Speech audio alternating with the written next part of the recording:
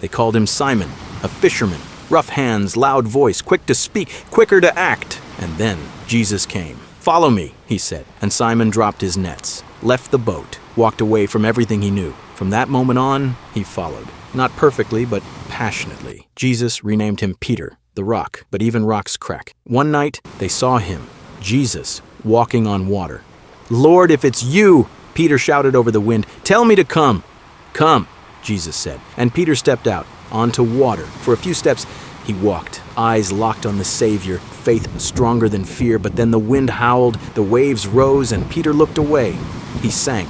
"Lord, save me!" he cried. And immediately, Jesus grabbed his hand. "Oh, you of little faith," he said gently, "why did you doubt?" They walked back to the boat, together, failure, rescued by grace. Later, Peter stood bold again. "I will never leave you," he declared. "Even if everyone else falls away, I won't." Jesus looked at him, eyes full of truth. "Before the rooster crows, you will deny me 3 times." Peter shook his head. "Never."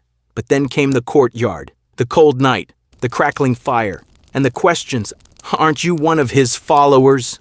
"No. You sound like a Galilean." "I don't know the man." "I saw you with him." And with oaths on his lips and fear in his heart, Peter denied him. The rooster crowed, Jesus turned, their eyes met, and Peter broke. He ran into the night, weeping, not just because he failed, but because he knew he had.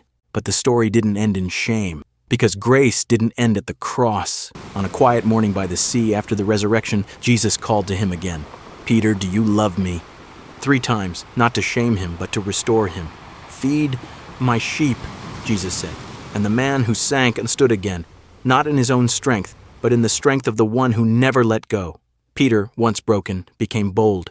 He preached with fire, led with humility, suffered for the name he once denied, because failure isn't the end when Jesus writes your story, and the rock that sank became the one who helped build the church. So if you've stumbled, if you've looked away, if you've fallen short of who you're meant to be, remember, Peter, Jesus doesn't just pull you out of the water, he hands you the keys to the kingdom. Because grace goes deeper than guilt, and faith can rise again. So let your faith rise today, knowing that grace is waiting to restore you.